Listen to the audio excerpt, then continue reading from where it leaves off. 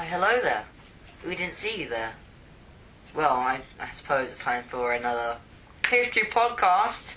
Isn't that right, Ryan? Yeah. Yeah.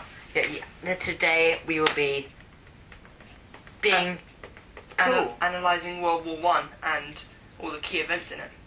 Once again from Radio History. Yeah. Because we're sponsoring them, so they're letting us go behind the scenes and recording stuff. Okay. So let's dive right in. Yeah. Go ahead, Ryan. You can start, Alex. No. Okay.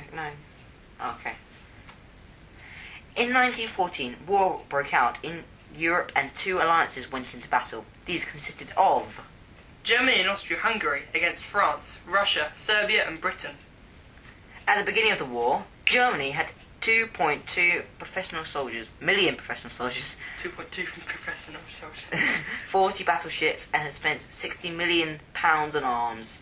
Britain had 711,000 soldiers, 64 battleships, and spent 50 million on arms.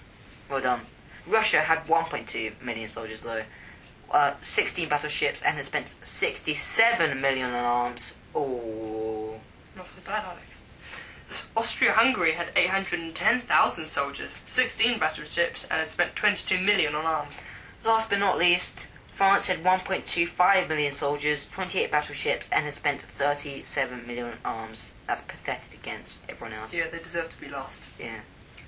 Basically, all these countries were having an arms race to get the most powerful army and navy. This made everyone almost want a war and test their battalions. Right, next time, can you please tell me what you want me to say? Not just wait. The Battle of the Somme started in July the 1st, 1916. It lasted until November 1916.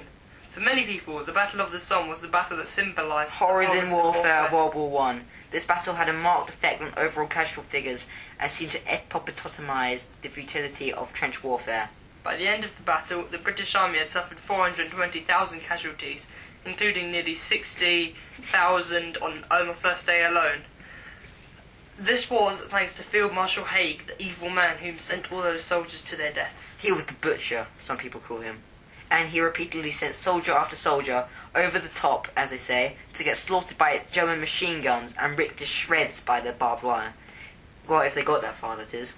The French lost 200,000 men and the Germans nearly 500,000. In total, 8,556,315 soldiers died in World War I. I agree. Yeah, but moving on. But enough of that. On to the causes of World War I, with the assassination of Archduke Franz Ferdinand. He was a 51-year-old man, of course, and an heir to an Austro-Hungarian throne. He was planned to be assassinated by the notorious Black Hand Gang from Serbia. The plan was to blackmail the Austro-Hungarian government into making Bosnia part of Serbia once again, which could lead to much more assassinations in the future. Maybe.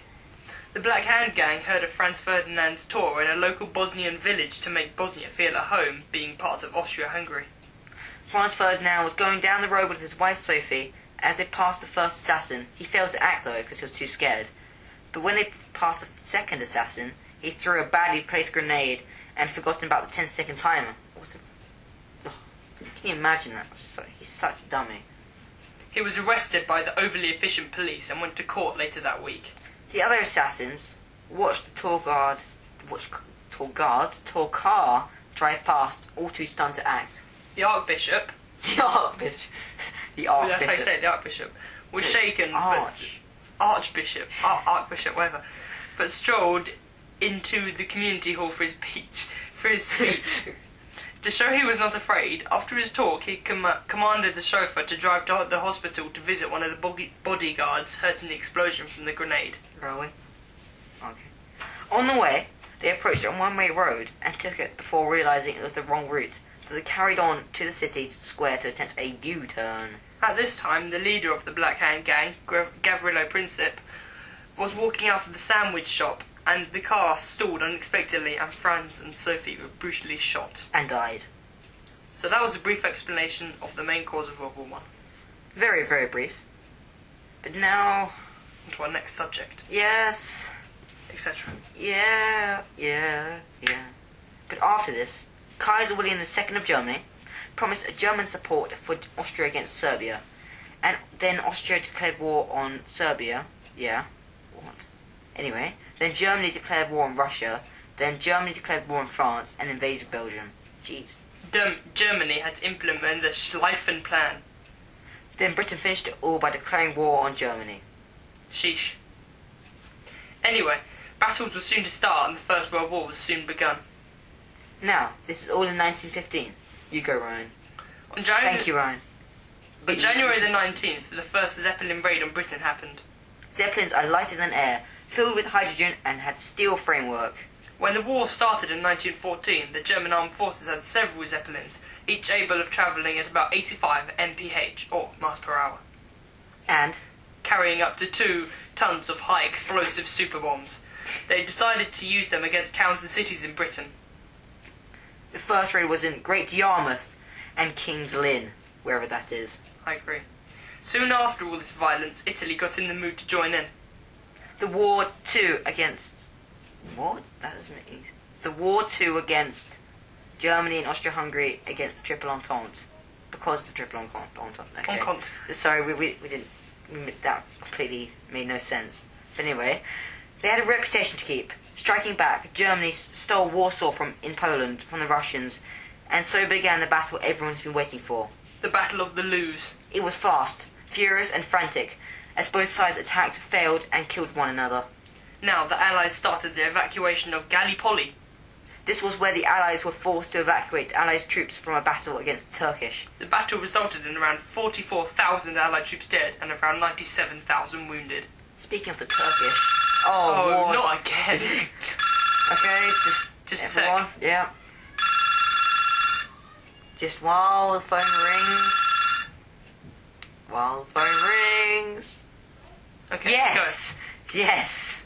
Anyway, what I was saying, speaking of Turkish, I feel like a turkey. On April the 6th, the US of A declared war on Germany. This made Germany more afraid of the Allies. On April the 6th of 1917, you mean, right? Okay. Then, on July the 31st, the Third Battle of Ypres occurred. The attack at Passchendaele was Sir Douglas Haig's attempt to break through Flanders.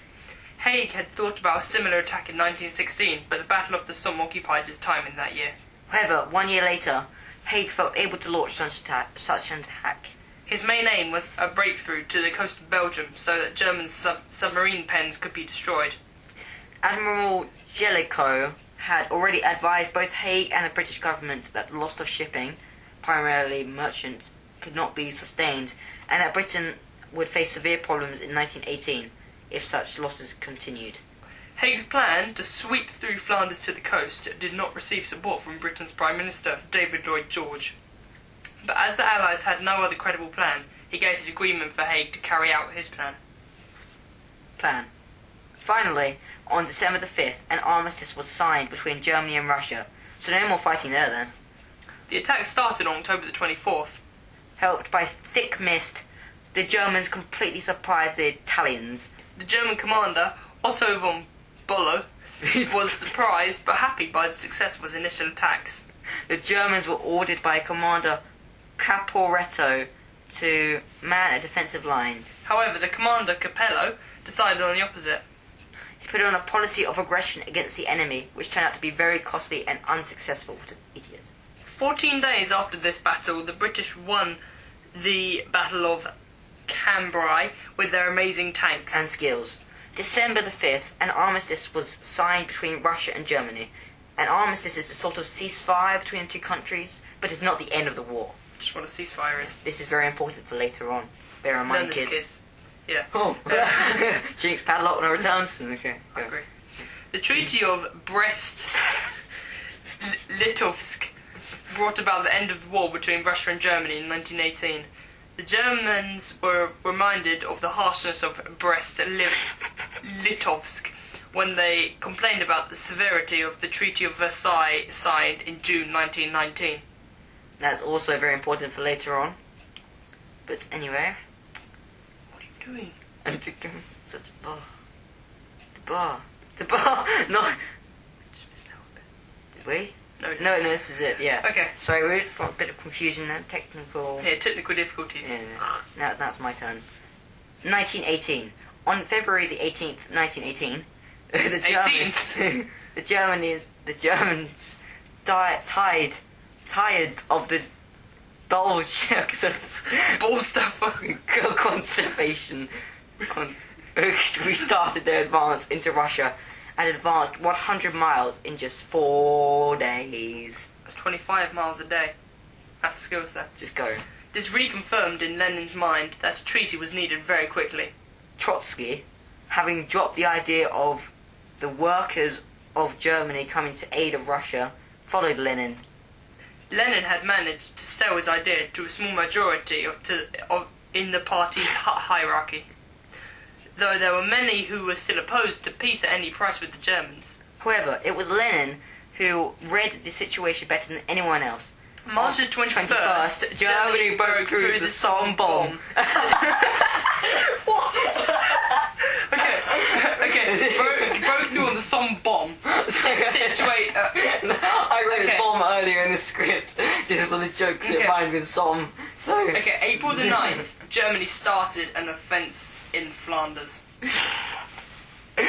July the 15th, Battle of the Marne started, shaking the German army from head to foot, and from nose to toes. Allied advance was very successful on August the 8th. Yeah. And on September the 19th, the Turkish forces were completely obliterated at... Oh! Completely obliterated at Megiddo. October the 4th, Germany asked for an armistice and gets one they didn't expect. The Allies thought it was a surrender from the turnip winter because they were starving and issued it immediately, but with a sting. The German army was only allowed 100,000 billion men. 100,000 men. No tanks. Billion men. No tanks, planes or submarines, punishing them for something they didn't want and for a war they didn't start. Sorry, I spat on the screen again. Again, yeah. Austria and Turkey were scared and both immediately made lease. What? I don't know, okay, but both made haste. Made haste. Humiliated, Kaiser William II was abdicated. What does lease mean? I don't know. Okay, World War I officially ended on November the 11th. These are, and basically all of those were the things that we should remember about World War One. In our opinion. Oh yeah, that and the fact that we won. Yes. Way! Oh. Yeah. So that was our podcast. We might not have won without everyone's help, but we still won. Yeah. So that was our history project. Yeah, we hope you like it, Miss Huseman. Yeah. Hope you enjoyed, and goodbye. Goodbye. No, Ryan! Don't do it, Ryan! How long was it? Wait a minute.